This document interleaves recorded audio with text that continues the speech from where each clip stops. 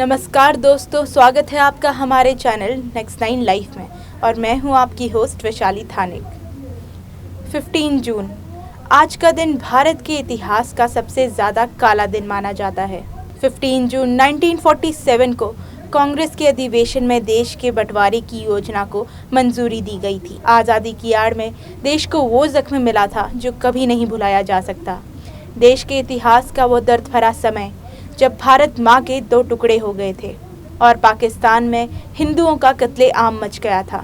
दरअसल हम बात कर रहे हैं देश के बंटवारे की, जो आज 15 जून 1947 को हुआ था। तो देखिए हमारी ये रिपोर्ट। भारत देश के इतिहास का वो दर्द भरा समय जब भारत माँ के 2 टुकड़े हो गए थे और पाकिस्तान में हिंदुओं का कत्लेआम मच गया था। दरअसल हम बात कर रहे हैं देश के बंटवारे की।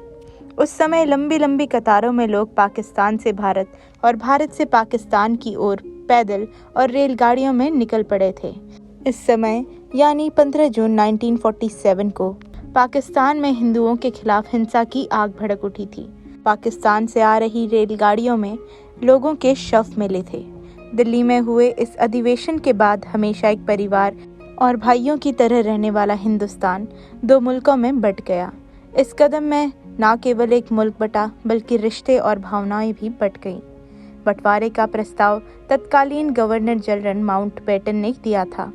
कांग्रेस अधिवेशन में मंजूरी मिलने के बाद इस अंग्रेजी योजना को ब्रिटिश पार्लियामेंट ने भी 18 जुलाई को पास कर दिया। इसके बाद 15 अगस्त की तारीख बंटवारे के लिए तय हुई और अंग्रेजों ने भारत को कभी न भरने वाला जख्म दे दिया। अंग्रेज़ों की योजना के तहत ही भारत और पाकिस्तान में नफरत का बीज इस बंटवारे से बोया गया था। बंटवारे के बाद किसी को अपना महल तो किसी को अपना घर छोड़कर दूसरे मुल्क आना पड़ा।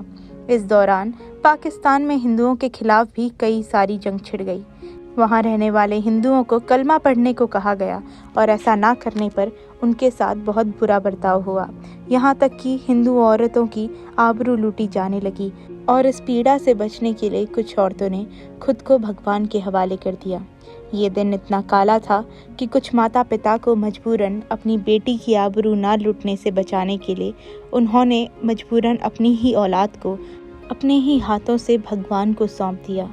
भारत भले ही आज़ाद हो रहा था, लेकिन उस आज़ादी की कीमत कई करोड़ों लोगों ने चुकाई है। किसी ने अपने परिवार को खोया तो किसी ने अपनी आबरू को, और इन हादसों को अंजाम देने वालों ने अपनी इंसानियत को खोकर। तो दोस्तों, आज के लिए हमारी रिपोर्ट में इतना ही। बने रहे हमारे साथ हमारे चैनल नेक्स्ट 9 लाइफ में। धन्यवाद।